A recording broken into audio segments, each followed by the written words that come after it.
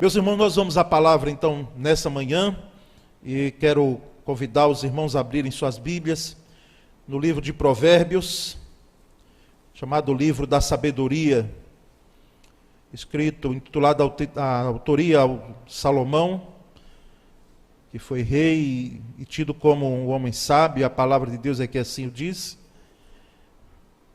E nós vamos ler então Provérbios capítulo 20, versículo 7. O legado de um pai. O legado de um pai. Vamos ler esse texto e, ato contínuo, podermos ministrar palavra em cima desse tema, pela misericórdia e graça de Deus. O texto diz assim: o homem justo leva uma vida íntegra. Como são felizes os seus filhos. Vamos ler todos juntos? O homem justo leva uma vida íntegra. Como são felizes os seus filhos. Essa é a nova versão internacional, a leitura que fizemos. Irmãos, paternidade é mais que gerar um filho, ou corresponder à figura do provedor, como em nossa sociedade ainda já se passou um pouco mais, porque a esposa, os filhos acabam naturalmente, os filhos que permanecem em casa ajudando nas finanças do lar, da casa, mas a figura paterna ainda é tida como aquele que é provedor das necessidades. Alguns homens começam a ter, inclusive, alguns problemas que não deveriam ter, mas ter problema para agradecer, não é? Aliás, seria uma questão de agradecer, porque já vi homem com problema porque a esposa ganha mais do que ele, justamente por causa talvez dessa leitura, dentre outros elementos, que é tida como homem provedor, e que foi, e que ainda continua em algumas sociedades, em algumas culturas. Mas ser pai, a paternidade vai muito mais além do que isso, do que poder gerar filhos e de ser o provedor da família. Ser pai, na realidade, é deixar um legado. É deixar um legado.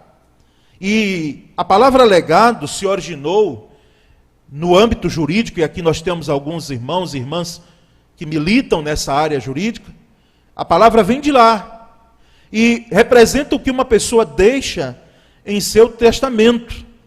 Ou seja, o que ela deseja que seja feito com os bens que acumulou em vida. Então, isso, dentro do âmbito jurídico, é o legado que a pessoa deixa.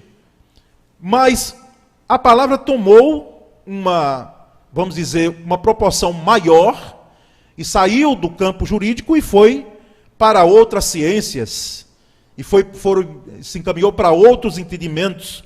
Com o passar do tempo, o termo passou a se referir também ao que não é tangível e não pode ser avaliado. Uma casa, um imóvel, um carro, os bens materiais, mas bens imateriais e que têm um valor e que é, de fato, um legado. Mais do que avaliado financeiramente, são valores, são princípios que um pai deixa para uma família. E deve deixar. Repito uma palavra que eu disse na pregação de domingo, que está fresquinha em minha mente, como se fosse hoje. Todos nós aqui sabemos que não existe família perfeita. Esse retrato da família perfeita pode tirar, por favor, e eu diria até em nome de Jesus, de sua mente. Isso não é uma porta para que nós possamos justificar os erros, grassos muitas vezes, que ocorrem no meio da família. Não. Mas é para dizer para nós mesmos que nós temos as nossas fragilidades, nós temos os nossos erros como família, e o pai não é diferente. O pai, por ser humano, por ser gente, por ser pessoa, ninguém pense que ele deve ser perfeito, e de fato não é, graças a Deus não é. Mas nós entendemos que esses valores e princípios, eles marcam profundamente, irmãos, uma família. Eles marcam profundamente a vida de um filho, de uma filha. marcam profundamente. São valores e princípios que a gente leva para o restante da vida, a gente leva para o túmulo. E acaba até não apenas internalizando, mas externalizando isso. Por isso que, às vezes, a frase, o comentário, olha, é a cópia do pai. Não apenas a fisionomia, mas o jeito de ser. A gente mais perto dos irmãos aqui, nós notamos os filhos, às vezes até o jeito de falar. A maneira de falar. É do pai, e isso é natural, é da mãe. Então, são valores, e quando a gente vai para dentro de valores, de princípios, isso profundamente deixa marcas indeléveis na vida de um filho, na vida de uma família. Os pais podem deixar aos seus filhos valores, que eles irão levar por toda a vida e que irão impactar diretamente a história de suas vidas. Valores que impactarão naturalmente e até de forma em potencial as suas vidas, e não apenas as suas vidas, no aspecto de vida, mas de escolhas também. De escolhas, de decisões. Valores e princípios que um pai transmite a um filho, a uma filha, a um neto, não é?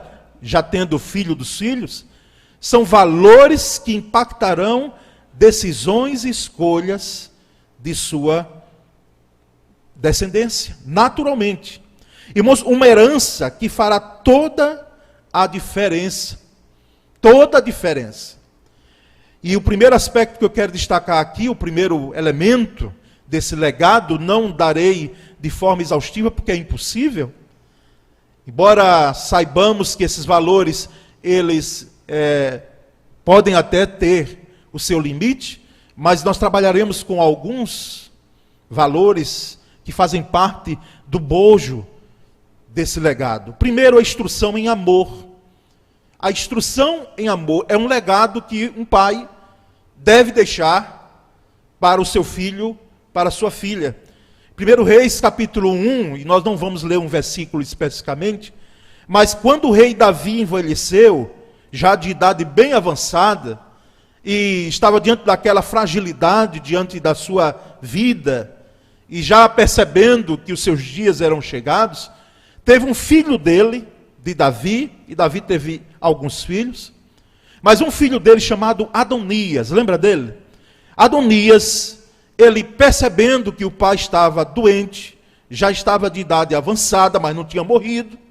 Então o que é que Adonias faz? Adonias tomou a dianteira e disse, eu serei o rei. E a escolha de quem reinaria não era de Adonias. Não era essa questão de ser o mais velho, mas era o rei que se assentava no trono que passava o legado, que passava o trono.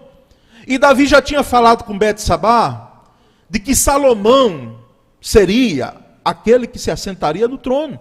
E o profeta Natã sabia muito bem disso.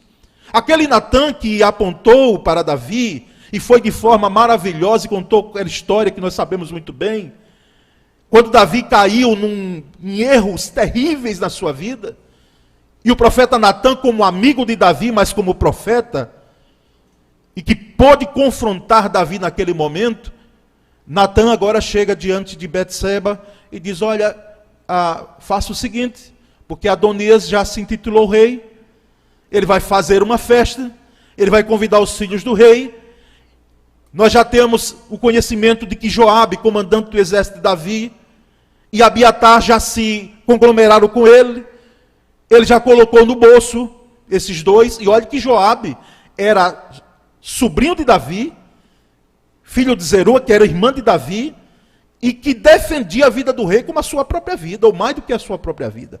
Mas Joabe foi na conversa fiada, como podemos dizer, de Adonias. Inclusive o sacerdote também, Abiatar. E quando nós percebemos essa história, para encurtar, irmãos, esse aspecto aqui, claramente nós lembramos lá do texto da palavra, que diz que Davi nunca, no versículo 6, 1 Reis capítulo 1, versículo 6, você percebe claramente uma frase lá. seu pai Davi, nunca o havia contrariado a Adonias. Nunca lhe perguntava, por que você age assim? Nunca confrontava. Nunca confrontava. Os nossos filhos, por mais que o amemos, e nós os amamos, eles precisam, em determinada situação, serem confrontados. Confrontados em amor. Mesmo que um ou outro, possa, muitas vezes, ter uma atitude, um temperamento, dizer, meu pai, eu não estou vendo dessa forma. O senhor está querendo pegar no meu pé? Está querendo mandar em minha vida? Dentro de casa, muitas vezes, debaixo do meio teto. Inclusive, eu gostaria de dizer aos filhos, que não apenas debaixo do teto, mas debaixo do mesmo teto, é mais agravante você submeter-se à autoridade paterna e materna. Se você tiver juízo, eu espero que você tenha, faça isso. Não queira ter uma autonomia em nome de Jesus, para a sua felicidade, porque felizes são aqueles que são filhos do homem íntegro. E mesmo que seu pai tenha alguns erros na vida, se você está debaixo da tutela dele, você pode ter mais de 18 anos, você pode ter a idade que for, você está ali sob a autoridade dele. É claro que nós, como pais, percebemos que quando são crianças, faça isso. E a gente deve que pegar muitas vezes pela mão e levá-lo a fazer. Quando chega em certa idade, é diálogo, queridos. É diálogo, é conversa, é mexer com o coração, como disse o pastor Flávio aqui, lidando com a turma dele que está crescendo. É falar, é dialogar, é comunicar, mas é confrontar, quando necessário. Porque senão você vai ter um menino ou uma menina mimada em casa, fazendo sempre as vontades dela. E olhe, criança, aqui tem algumas, mas elas estão assim com ouvidos tapados, não vão escutar, talvez não vão entender o que eu vou falar, mas você vai entender. E às vezes, ela sabe como colocar pai contra mãe. Em uma situação ela coloca, porque ela sabe que às vezes o pai ou a mãe sempre tomou partido dela e defende. Então ela joga. Criança é muito sabida, são muito inteligentes. Eu não digo que eles fazem isso pela natureza, mas não é isso, queridos. É porque muitas vezes nós não temos a maturidade de lidar com as situações. Então, instrua em amor, pai. Não faça como Eli fez também, não, porque Eli também viu os filhos fazendo as coisas erradas, e dizia, meus filhos, Israel todo aí estou ouvindo os comentários, o que aí vocês estão fazendo? Era para ter afastado aqueles dois, porque eles estavam fazendo algo lá, no caso de Eli, lembra, para eu não ir para o texto? O que esses dois filhos de Eli, Ofni e Finéias, estavam fazendo no templo? Coabitando com as moças que iam cultuar, com as mulheres, com a usura, que deveria ser imprópria ao sacerdócio, porque era sustentado pelo Senhor, e tantas outras coisas. Era para ter afastado. Esses homens não tinham a condição de estar no altar, irmãos, de forma alguma. Mas muitas vezes somos pais, não é meu filho, se ninguém defendeu, eu vou ter que defender até o fim. Instrua em amor. Quando você ama, você instrui em amor e confronta. Mas nós vamos adiante, irmãos, e há um segundo legado, que é o exemplo na conduta. Além da instrução em amor, o exemplo na conduta. A máxima que às vezes a gente ouve falar, e quem sabe lamentavelmente a gente pode ser que fale, de forma assim, irresponsável até, faça o que eu falo, mas não faça o que eu faço.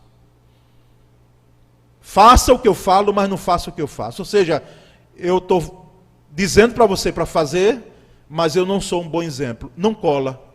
Na paternidade não cola mesmo, pai, não cola. Porque existem os maus exemplos e os bons exemplos, e o seu filho, a sua filha, ela vai ler a sua vida como um todo dos detalhes. O que você fala, o que você deixa de falar, a sua conduta. Você acaba sendo o exemplo. Há uma trajetória natural de que eles olhem a vida da gente. Em 2 Reis, capítulo 20, versículos 20 e 21, o rei Amon, filho do rei Manassés. Você vai encontrar isso lá em 2 Reis 21, 20 e 21. Uma citação que, em relação aos reis de Israel e de Judá, se repete. Uma frase que se repete quando vai falar dos reis. Quando eles morrem, ou quando eles assumem o reinado. Ele, o rei Amon, fez o que o Senhor reprova, como fizera Manassés, seu pai. Imitou o seu pai em tudo. Um mau exemplo, Manassés foi. Graças a Deus, lá no final de sua vida, se arrependeu. Foi um dos reis que mais reinou em Israel, mas um dos reis que fez mais atrocidades, a ponto de dar a sua própria cria, os seus próprios filhos, para sacrifício de crianças, coisa abominável, que Deus já tinha visto em Canaã, os povos cananitas. E se você me pergunta por que é que Deus foi tão incisivo com os povos cananitas, uma das questões é essa. Fazer aquilo que Deus olhava e desagradava como para apaziguar uma divindade, tida como divindade, podia às vezes até sacrificar pessoas, inclusive o seu próprio sangue, coisa absurda, jamais passa na nossa cabeça um negócio desse. Manassés fez. E Amon seguiu ao pai em tudo. Um mau exemplo. Um mau exemplo. Nós percebemos também que, segundo Reis 24, 9, o rei Joaquim, ele filho do rei Jeoaquim, diz o texto que ele fez o que o Senhor reprova, tal como seu pai. Tal como seu pai. O mau exemplo. O mau exemplo. Eu sei, irmãos, e digo isso sem medo de errar. O fato de se ter um mau exemplo na paternidade não quer dizer que o filho tem aquele carinho que vai ser um mau exemplo também. Vai ter uma vida torta, desprezível. Não. Nós temos aqui, quem sabe aqui sentado, justamente o oposto. O pai não prestava, mas o filho deu a volta por cima. E hoje é uma bênção para a igreja, para a sociedade, para a família. O pai não prestava, desprezou a família no momento que ela mais precisava. Por causa de um outro, não vou nem dizer amor. Por causa de uma paixão, de uma moça, quem sabe que tinha a idade de ser neta dele, ou filha dele. Mas o filho, vendo aquele exemplo, ou a filha, deu a volta por cima. E hoje é uma bênção. E faz, muitas vezes, como eu já ouvi, de fato meu pai errou, mas é o meu pai e eu continuo amando. É assim, entendeu, mãe, que tem que ser. É dessa forma. A não ser que a gente risque da nossa agenda cristã alguns valores, como perdão, como maturidade, como não termos remorso. Existe a marca, existe a dor, mas existe a maturidade em lidar com isso. Mas nós temos bons exemplos também. Graças a Deus. E em 2 Reis capítulo 15, versículo 3, o rei Azarias, filho do rei Amazias, ele fez o que o Senhor aprova. Oh, coisa boa. Tal como seu pai Amazias. Um bom exemplo. Tal pai, tal filho. Os valores passados. E acabou influenciando naturalmente a vida do filho. 2 Reis 15, 34, o rei Jotão, filho do rei Uzias, lembra de Isaías quando ele entra no templo? Rei Uzias. Então Jotão, filho de Uzias, ele fez o que o Senhor aprova, tal como seu pai Uzias. Os bons exemplos. Os bons exemplos na conduta. O exemplo na conduta. Os filhos, irmãos, não estão destinados, como eu disse, a repetir os defeitos de caráter modelados pelos seus pais, não. Mas nós sabemos que influencia. Influencia. Quando a gente faz pedagogia, não é, na área da educação, e é algo que nós temos alguns que militam também nessa área, nós percebemos teóricos da educação trabalhando com a questão individual, como Piaget, não é? A individualidade, até talvez por ser psicólogo também, voltada para o desenvolvimento, porque ela já tinha aquela desenvoltura para tal. É um aspecto individual da coisa. Mas já vem outro, dentre outros, Vygotsky, que diz, não, pode até ter, mas isso não vai ser muito fundamental. Serão as oportunidades, será o contexto. Será onde ele nasceu, que oportunidades teve. Será o contexto social que marcará, e eu diria social e familiar, que marcará muito a vida dessa criança. E os dois não estão certos em algum ponto. A gente não precisa tomar um partido de um e de outro.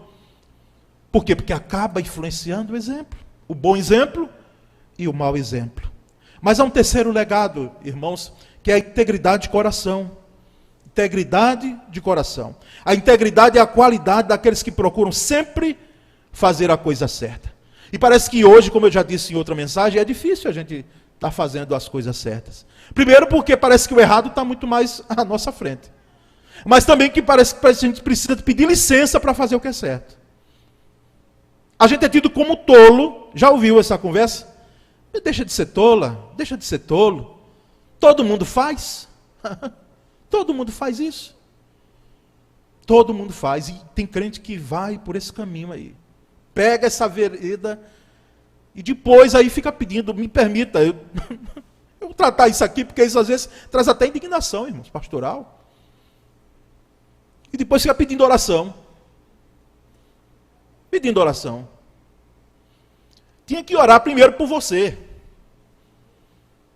Antes de você fazer a tolice. Esse negócio de todo mundo faz, todo mundo. Nós, irmãos, entendemos plenamente que integridade é um valor, é um legado, e que todo crente deve ter. Todo cristão deve ter. Percebemos claramente, então, que essa qualidade daquele que procura fazer a coisa certa. Independentemente se aquilo vai render vantagens ou popularidade. E a gente foca muito nas vantagens. Vou ver o que é que eu vou ganhar. Fazendo assim o que eu vou ganhar. O que eu vou tirar de vantagem. E às vezes a coisa é errada. Se for certa, meu irmão, Deus lhe abençoe. Está correto. E o que é correto, pastor? O que é correto é aquilo, de fato, que a palavra de Deus orienta. Nas suas linhas e entrelinhas. De forma clara. Ela não faz de forma obscura, não. Mas nós percebemos que lá no Salmo 101, aliás, versículo 2, o salmista diz, seguirei o caminho da integridade. Quando virás ao meu encontro, em minha casa viverei de coração íntegro. Em minha casa viverei de coração íntegro. Quando virás ao meu encontro, Senhor? Sabe o que é isso? Que Deus anda no caminho da integridade. Quem anda em integridade de vida se encontra com Deus. Se encontra.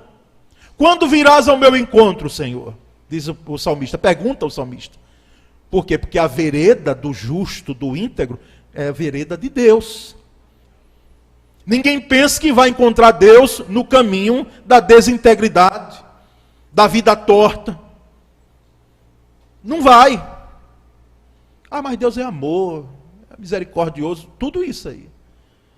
Mas se sua vida é torta, se não existe decisões que lhe impulsionam a fazer a coisa certa dentro de um padrão bíblico, dificilmente, meu irmão, você vai encontrar Deus.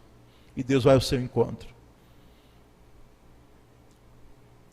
Por quê? Porque Ele zela por aqueles que têm o coração íntegro. Não é questão de não passar apertos e dificuldades, nós sabemos muito bem isso. E percebemos que, irmãos, que a integridade de coração é esse legado que um pai pode deixar para o filho, para a filha. No Salmo 112, versículos 1 e 2, aleluia, disse o salmista, como é feliz o homem que teme o Senhor, e tem grande prazer em seus mandamentos. Olha agora a riqueza do versículo 2, seus descendentes serão poderosos na terra, serão uma geração abençoada de homens íntegros, de pessoas íntegras, os descendentes daquele homem que teme ao Senhor, daquele homem que procura, pela misericórdia e graça do Senhor, Deus, ser íntegro. ser íntegro de coração. Os descendentes serão abençoados. E eu quero que os meus filhos sejam abençoados, irmãos. Quero mesmo. Partindo daqui, ter a certeza de que eles são abençoados e abençoadores. Porque ser abençoado é bom. Mas quando você é abençoador, melhor ainda. E Deus nos colocou para isso. A nossa descendência, por termos um aspecto íntegro diante de Deus, por misericórdia, repito, a nossa descendência é impactada poderosamente com esses valores, com esse legado. Integridade de coração.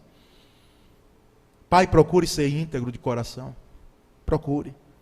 E o íntegro de coração é aquele que teme ao Senhor. O íntegro de coração é aquele que procura viver os valores e os princípios do Senhor. Mas há, irmãos, uma quarta e penúltima ação ou valor de um legado, que é a fé prática. A fé prática. Uma fé não apenas pregada, que é bom, que é importante, mas uma fé experimentada, uma fé vivida. Uma fé experimentada, vivida.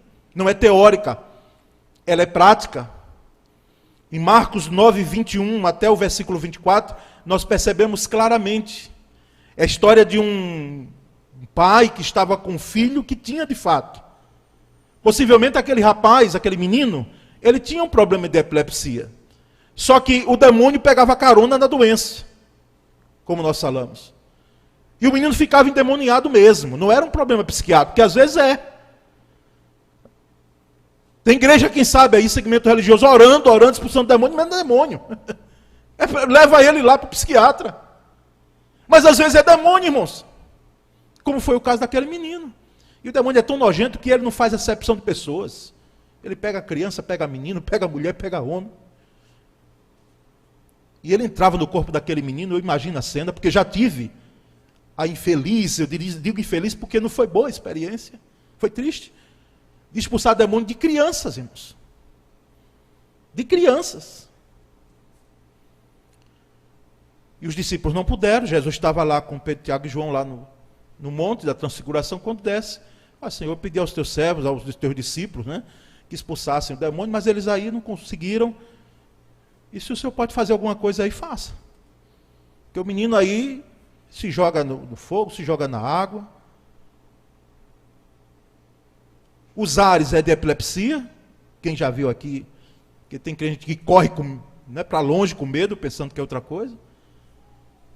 Mas é uma doença e precisa ser tratada. E percebemos claramente que Jesus disse, geração má incrédula. Se pode não, tudo é possível que crê. E aquele homem percebeu o erro, porque tem coisa que a gente fala e a gente tem que perceber a tolice que a gente disse. Ele disse, Senhor, me ajuda na minha incredulidade.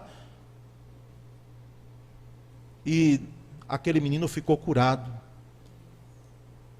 Aquele menino ficou são. E o que é que percebemos em relação à fé prática? Aquele homem, de fato, ele tem um encontro. Ele percebe que aquele homem que estava ali, aquele nazareno, era diferencial. Percebemos, irmãos, que a nossa fé precisa ser uma fé prática. Experiências contadas no seio da família de milagres. De situações que a família se juntou para orar. E que Deus respondeu e que a manifestação da misericórdia e graça de Deus foi tida no meio da família. Situações difíceis, problemas, quem sabe, financeiros, e que a família dobrava os joelhos. Papai e mamãe se juntavam e diziam aos filhos, nós vamos orar. Vamos clamar aqui. E as portas se abriam. Histórias para contar de respostas de oração. A sua família tem? Se não tem, precisa ter. A família tendo respostas de oração. Os filhos chegarem depois, não sei quantos anos depois, eu lembro daquele dia lá, que meu pai, a minha mãe, a gente estava numa situação difícil, em casa, eu lembro. E nós reuníamos e orávamos. E Deus respondeu, e Deus atendeu o nosso clamor. E a solução foi resolvida. Eu lembro daquele dia. E fala para os netos. A fé prática. Mas por último, irmãos, nós percebemos que há um último elemento desse legado que eu separei aqui, de 5 gomos, né? O amor compassivo. Queria ter mais tempo aqui para poder descer um pouco mais nesse aspecto do amor compassivo. O pai do filho pródigo, uma parábola, uma história que Jesus contou, daquele rapaz que, mais novo, não é? O filho mais novo se cuide, porque os filhos mais velhos, eu já disse aqui, eles são criados muitas vezes com muito mais rigor. Pode ver, pode até ser diferente na sua família, mas a história que a gente tem do filho mais velho é essa. Às vezes é até para ser o pai do irmão. Às vezes é passado como se fosse o pai, porque aqui não cuidou do seu irmão, da sua irmã, você quer algo. É cria nossa, pai.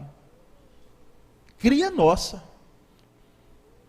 Quando Isaac nasceu, o meu filho, depois de tanto tempo, 18 anos, um ou outro comentava, um dos irmãos aqui, né?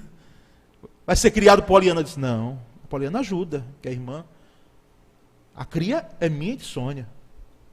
É nosso filho. Ela ajuda e ajuda muito. Mas nós percebemos claramente, irmãos, que aquele rapaz, aquele filho mais novo, quem sabe criado com muito mais ousadia, não é? Com mais liberdades. Ele chega para o pai e diz, pai, me dá a herança aí. A parte da minha herança. Ó. O pai vivo, isso era uma afronta, era uma coisa de louco, irmãos, no tempo. Porque só se falava em herança quando havia morte. E o pai reparte. Dá para um, dá para outro. A herança de um filho, eram 2 filhos, um e outro. Esse rapaz sai, como nós sabemos a história, de cós salteada. Sai pela vida, gasta tudo, ninguém dá nada. Depois ele lembra que tem um pai, volta. Pensa em si, eu voltarei e direi a meu pai que eu pequei contra o céu, pequei contra ele. Não sou digno mais de ser chamado filho dele. E que ele me faça como um dos escravos lá. Escravo não, de uns servos, né? Que não era escravidão, era serviçal, trabalho. E está tudo bem, eu vou lá ver se ele me aceita. E o texto diz lá em Lucas 15, 20, quando ele levantou-se e foi para o pai de longe o viu e cheio de compaixão, cheio de amor, correu para o seu filho, o abraçou e o beijou e o recebeu em casa. Recebeu em casa. É o meu filho. A alegria do retorno daquele filho. Pode ser que em algumas situações aqui isso acontece lamentavelmente. Os filhos querendo uma autonomia que muitas vezes é tida como uma atitude louca, de saírem muitas vezes sem a bênção do pai e da mãe de casa, para outras aventuras. Fogem, saem da tutela e depois voltam. E a gente como pai vai fazer o quê? Vai receber, irmãos. Vai receber. Vai cuidar. Não tem outra saída não, é o amor compassivo. E dá mesmo aquela oportunidade do meu filho. Eu não queria que você se fosse, porque parece que eu já imaginava que seria assim. Mas você voltou e você é meu filho, eu estou feliz porque você voltou e voltou vivo. Porque eu não sabia onde você andava. Não sabia onde você andava. Que caminhos. À noite, às vezes, eu não dormia. Pensando em você. Onde você estava. E você voltou. Glória a Deus por isso. Receba, meu irmão. Reate, meu irmão. Abrace e beije. Porque dentro de casa não há esse problema. Para que você possa ter no seu filho um amigo. E exercer um amor compassivo. Um amor compassivo. Que a graça de Deus seja sobre nós, irmãos. Nesse dia dos pais, sobre a família, sobre a igreja. E que cada pai aqui presente possa de fato exercer esse legado, deixar esse legado de forma plena e poderosa na vida dos seus descendentes. Amém, irmãos? Vamos ter uma palavra rápida de oração. Já quero convidar aqui à frente, pastor Flávio. Ele está à paisana, porque já estava, quando eu liguei, fiquei sabendo, Flávio, do horário do sepultamento, que nós estávamos aguardando, a família comunicar, já fiquei sabendo já com um horário um pouco mais avançado. Então, por isso ele vai estar à frente do culto aqui. Já estava saindo com a família. Pastor, deixa eu entrar para poder botar uma outra indumentária. Ele disse, não, vai assim mesmo, a igreja vai entender. E é culto liderado pelos jovens, não tem problema nenhum.